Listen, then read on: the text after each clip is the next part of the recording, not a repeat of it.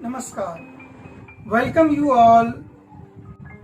Today's topic is outsourcing. हमारा आज का उप विषय है वाह्य स्रोतन। आपने आउटसोर्सिंग के बारे में अक्सर टेलीविजन पर, न्यूज़पेपर में सुना और देखा होगा। आज हम आउटसोर्सिंग को समझने का प्रयास करते हैं। Outsourcing means giving work to an outside agency to reduce cost of production and improve quality or efficiency. वाह्य स्रोतन में किसी काम को ठेके पर दिया जाता है। इसका परिणाम यह होता है कि लागत कुछ कम हो जाती है और जो गुणवत्ता है, क्वालिटी है, वो अच्छी हो जाती है। अब हम ये जानेंगे कि लागत कैसे कम होती है। आउटसोर्सिंग में हम किसी काम को ठेके पर दूसरे को देते हैं। फिर हमें इससे मतलब नहीं होता कि ठेकेदार उस काम को कैसे करेगा। जो एजेंसी कॉन्ट्रैक्ट पर कोई काम लेती है वो कैसे करेगी, ये उसका हेडेक है, उसकी समस्या है। वो काम जैसे करे। हमने सेट कर लिया कि हमको एक पर्टिकुलर अमाउंट में इतने टाइम के लिए ये काम करवाना है। हम उसको टेंडर निकाल कर उसको दे देंगे दूसरे को, कंपनी को, एजेंसी को, और वो कंपनी और एजेंसी उस काम को उस टाइम तक उसी अमाउंट के अंदर में करेगी। वो एजेंसी उस काम को कॉन्टेक्चुअल स्टाफ के माध्यम से करने का प्रयास करता है। उसे डर होता है कि अगर काम अच्छा नहीं होगा और क्वालिटी अच्छी नहीं होगी तो उसका काम कैंसिल हो सकता है, उसका कॉन्ट्रैक्ट कैंसिल हो सकता है। तो इसी कारण आउटसोर्सिंग में क्वालिटी अच्छी हो जाती है और जो कॉस्ट है वो कम हो जाती है।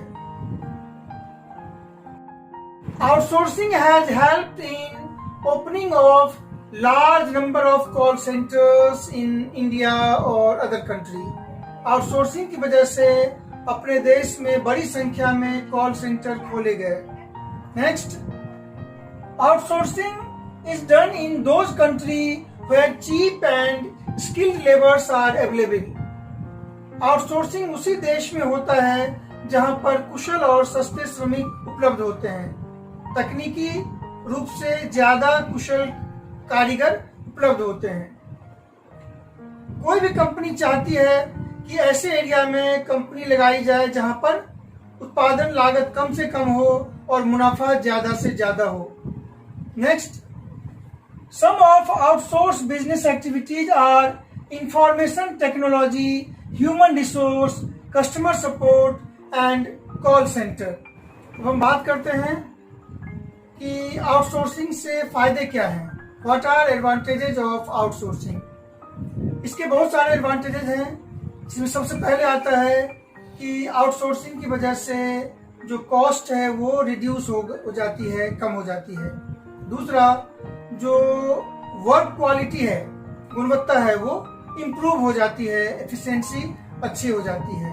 तीसरा, आउटसोर्सिंग से उस एरिया में नए जॉब अपॉर्चुनिटी क्रिएट होते हैं, लोगों को रोजगार के नए अवसर मिलते हैं। Next, problems. कभी कभी आउटसोर्सिंग से प्रॉब्लम्स भी होती है। जब आउटसोर्स कंपनी किसी नए कंट्री में जाती है तो उस कंट्री के जो लोकल यूथ हैं, लोकल जो पीपल हैं, जो जिनको जॉब चाहिए, जिनको काम चाहिए, उनसे उनको रेजिस्टेंस फेस करना पड़ता है। Outsourcing companies are facing resistance from job seeking people in their respective countries. Now, type of outsourcing. वाह्य स्रोतन के प्रकार। आउटसोर्सिंग में भी two type, KPO and BPO. KPO means knowledge processing outsourcing. BPO is business processing outsourcing.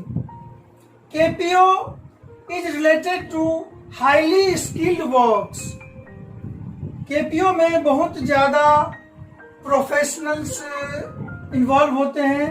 खास तौर पर core information से रिलेटेड सर्विसेज शामिल हैं। इसके एग्जाम्पल्स हैं research and development, R&D, e learning, banking etcetera. ये सारे एग्जांपल्स हैं केपीओ के। अब हम बात करते हैं BPO, business processing outsourcing. BPO is also known as ITES, information technology enable services. BPO is contracting of non-primary business activities।